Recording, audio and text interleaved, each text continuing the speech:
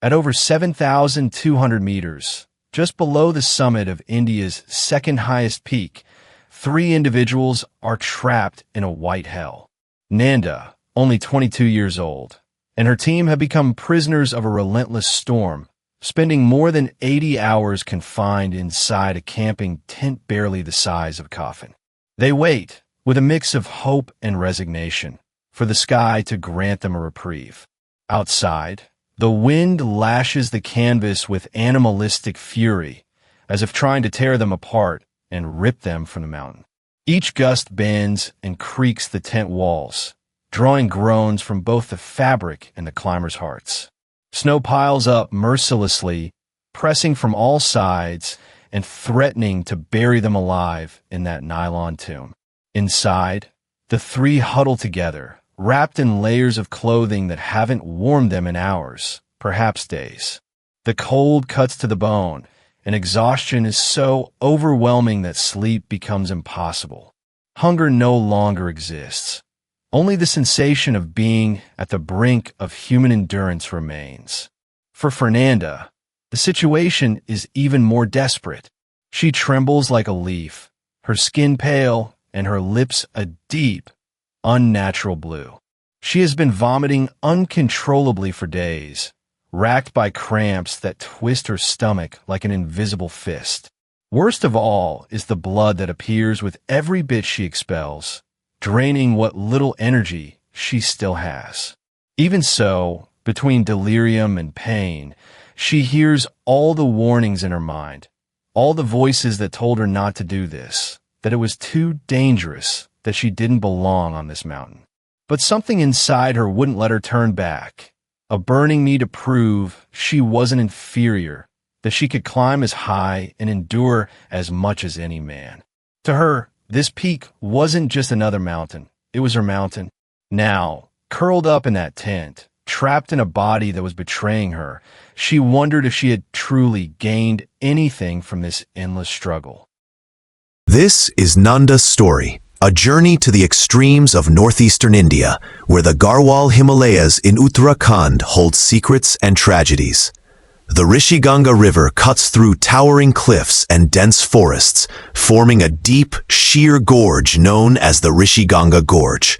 Along this gorge, a narrow path winds through terrain so wild it seems to defy human logic, leading to the small village of Lata, about 2,300 meters above sea level.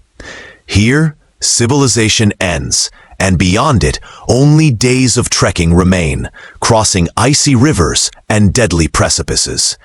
The path climbs relentlessly, the air thins, the trees vanish, and the world becomes a desolation of rock and ice.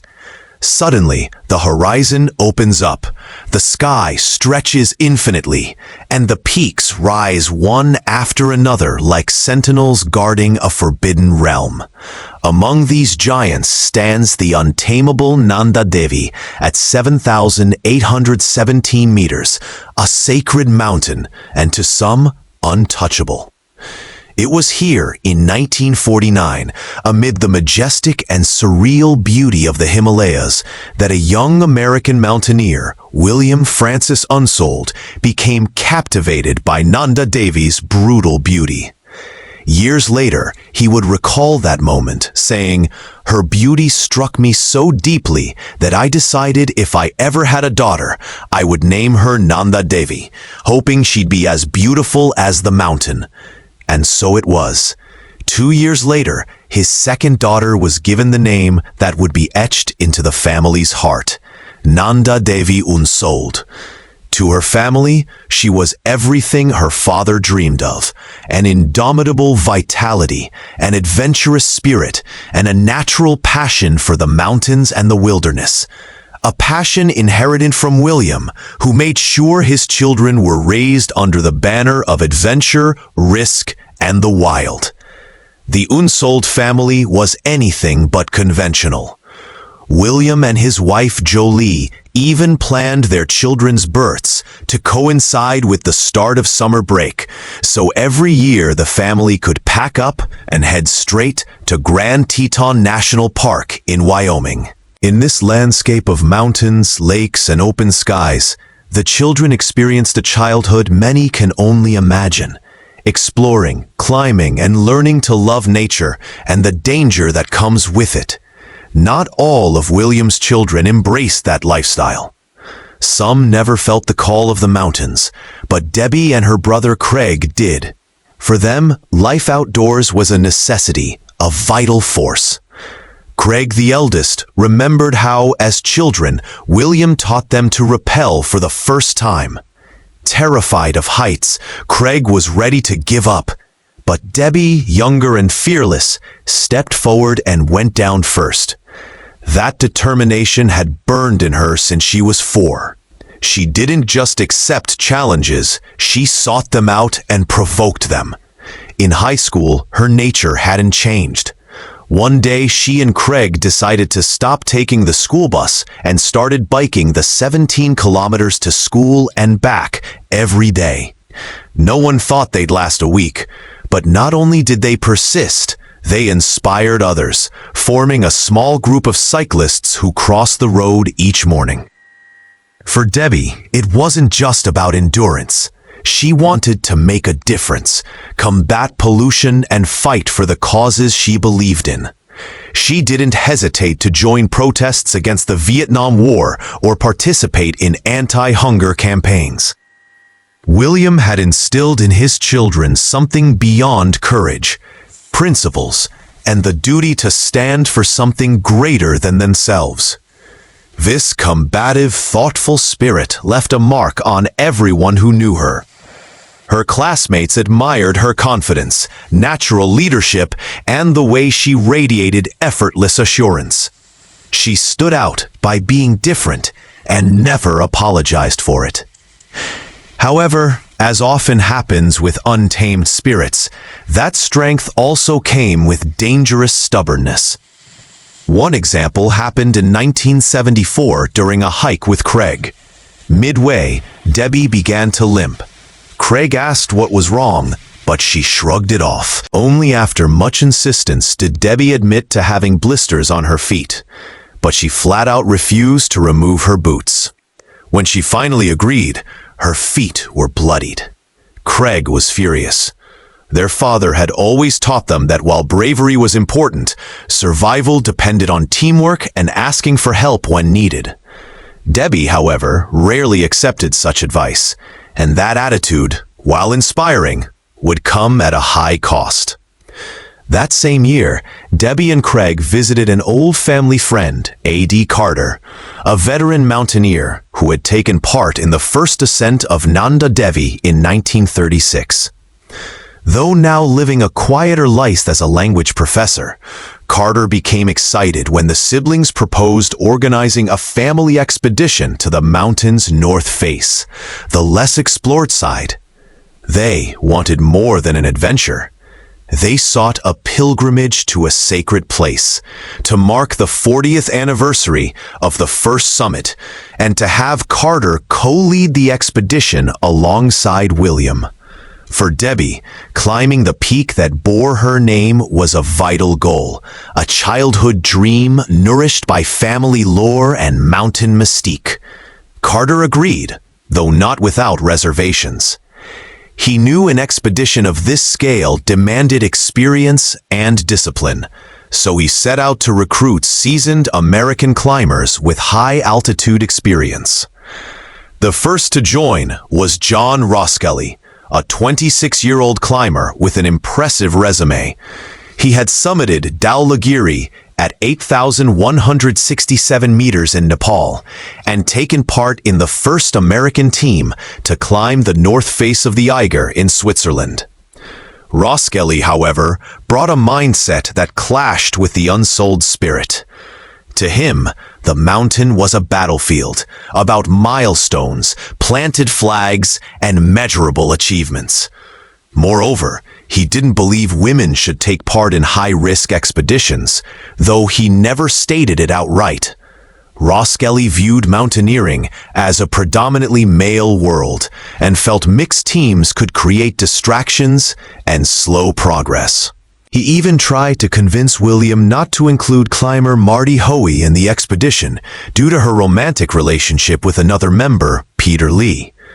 But to the Unsolds, mountaineering was something deeper, a near spiritual experience. They rejected the grand commercial expeditions, packed with gear and massive funding. They saw the mountain as sacred, not a trophy. Ross Kelly's arrival strained the group dynamic.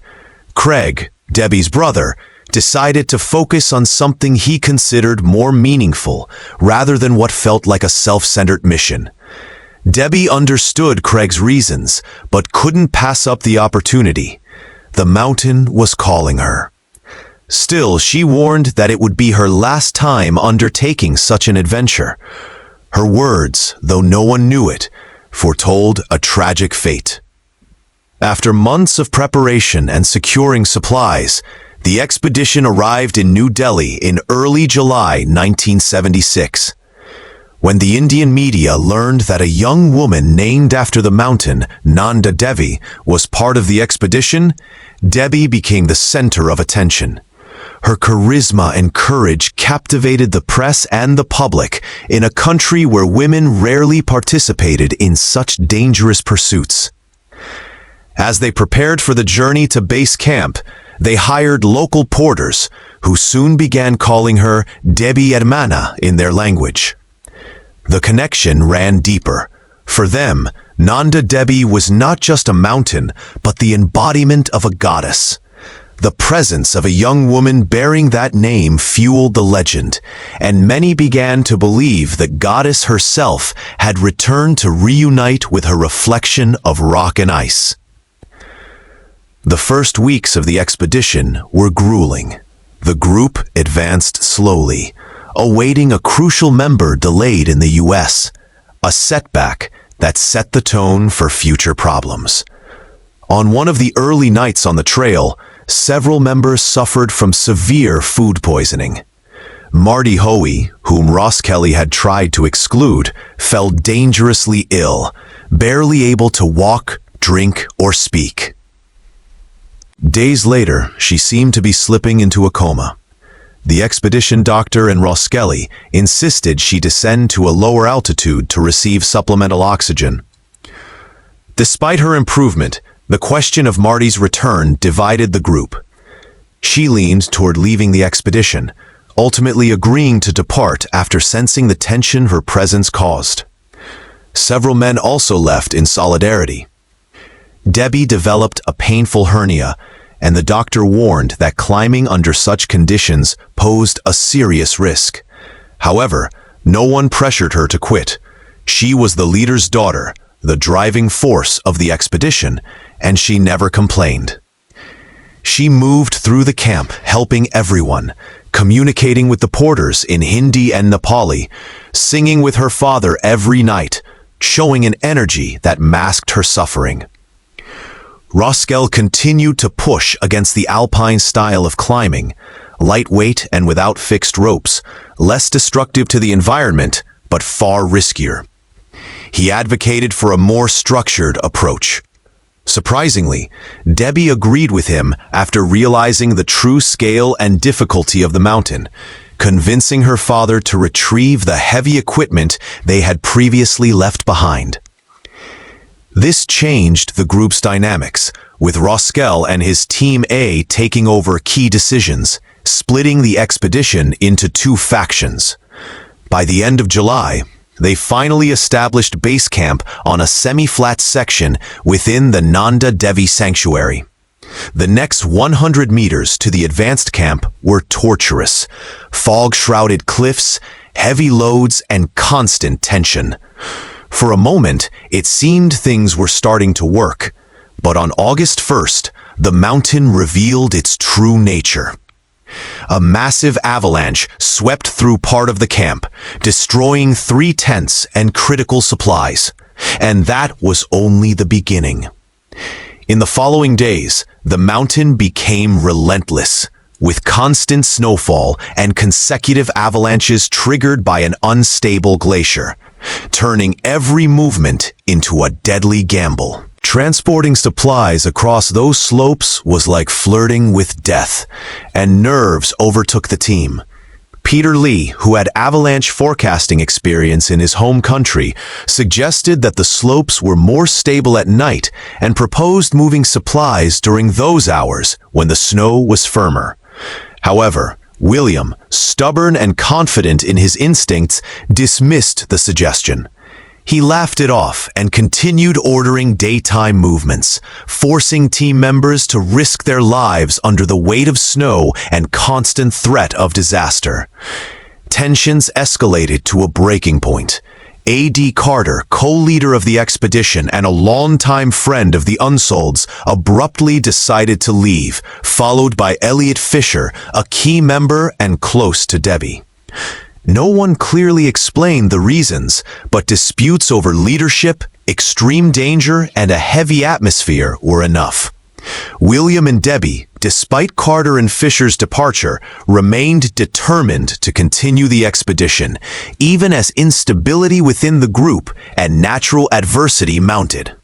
The departure of Carter and Fisher was a severe emotional blow. In a way, it felt as if the mountain itself was expelling those not meant to stay. Roskell, meanwhile, chose to stay in the background. He continued to lead the technical climb, but stopped confronting openly, knowing that if the expedition collapsed, his own chances of reaching the summit would disappear. The group, worn down but still determined, entered an exhausting routine, setting ropes, moving gear between camps 1, 2, and 3, dodging avalanches, and dealing with unpredictable weather. The mountain, far from calming down, grew more hostile. However, a spark of hope came on September 1st, 1976, when John Roskell and two teammates managed the feat of reaching the summit of Nanda Devi via the northwest face, a feat never accomplished before. Emotion mixed with exhaustion, but the success gave the group a much-needed psychological lift. The next day, Roskell returned to Camp 3, clearing the way for Debbie and her team to attempt their own summit push. Debbie was joined by Andy Harvard, a 27-year-old climber with whom she had formed a special bond. Their relationship, forged under the shadow of the mountain, had become romantic, and they dreamed of getting married upon returning from the expedition. That human, luminous plan served as a beacon amidst the harshness of the Himalayas. But reality soon intruded. When Roskell returned to camp, he could no longer ignore Debbie's deteriorating condition. She was suffering from chronic diarrhea, nausea, and an increasingly visible abdominal hernia. Despite trying to hide it, there were days she could barely move, and the warning signs were undeniable. Visible swelling, constant blood loss, and a waning endurance that had once seemed limitless. Roskell confronted Debbie and Harvard with the truth. There was no longer any reason to go on, and they needed to descend before the damage became irreversible. The response was tense silence. Debbie, stubborn, grabbed a jar of peanut butter, stuck her fingers in, and waved a spoonful defiantly in the air, saying, "This is how we do it at Camp 3. It was a symbolic gesture. Roskell had once scolded her for not using a spoon, and with her humor and rebelliousness, she mocked authority that way. But the same defiance that made her strong was now putting her in danger. The doctor had already warned Debbie that neglecting hygiene was an invitation to serious infection, exactly what was now consuming her from the inside. The warning had been clear. If she kept pushing her body, it could cost her life. But for Debbie, the mountain was more than a climb. It was a personal battle to prove that women could endure, and that she could match any man. She had crossed the thin line where courage turns into obsession.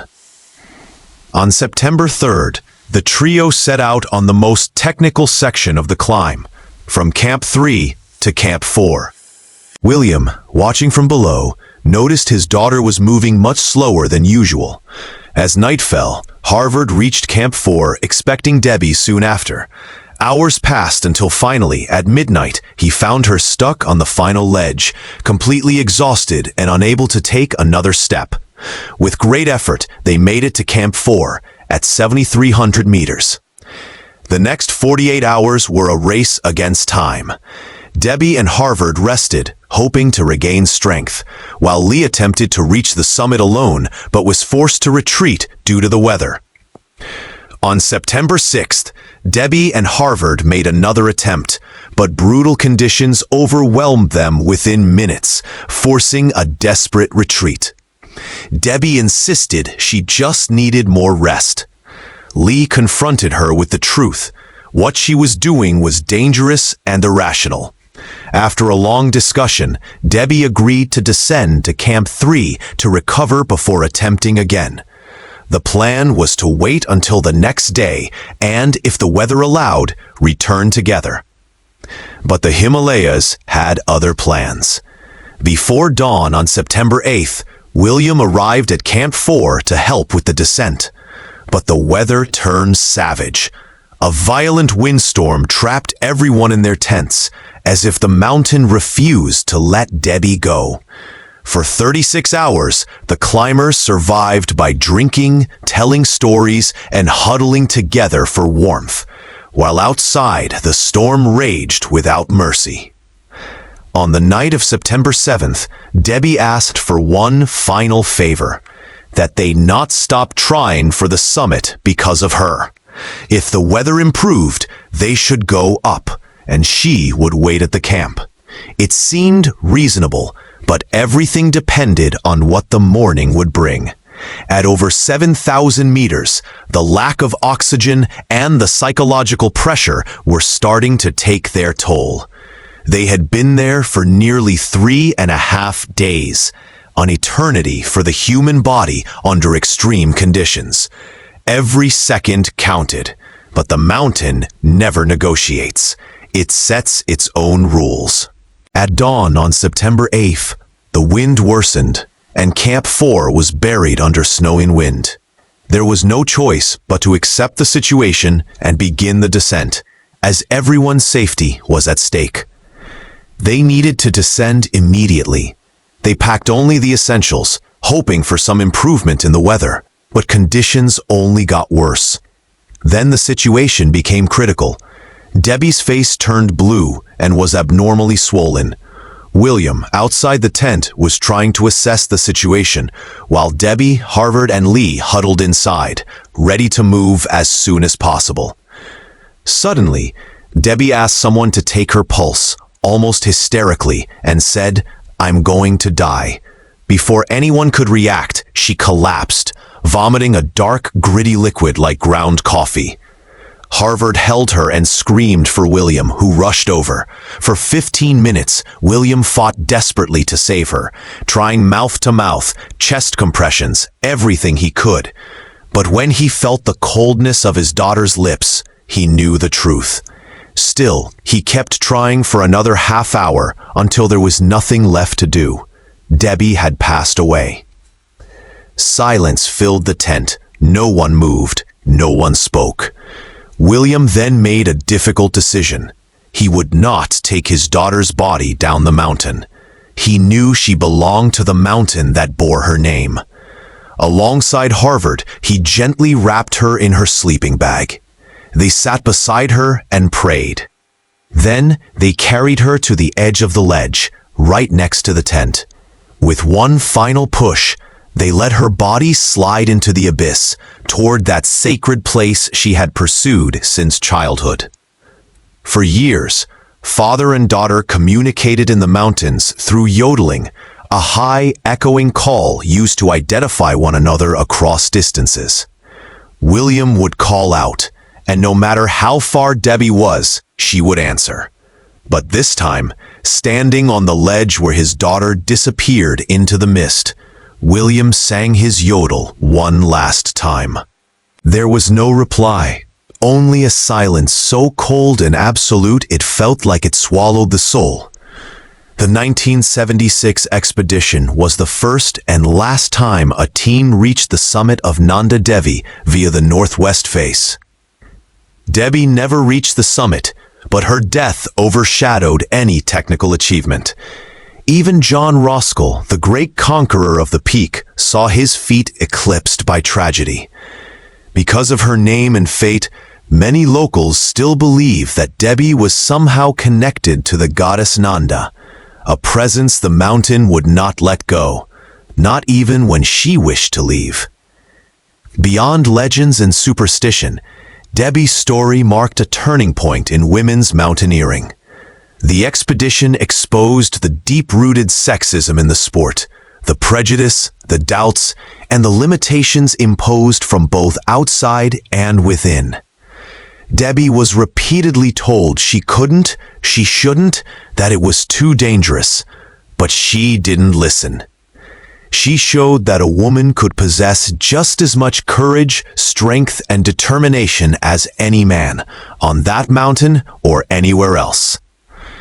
Yet she also revealed the cost of crossing certain limits, the fine line between bravery and recklessness, between passion and obsession.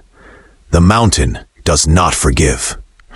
Today, her name and story across the peaks of the Himalayas, reminding everyone that some battles can be won, and others the mountain alone decides.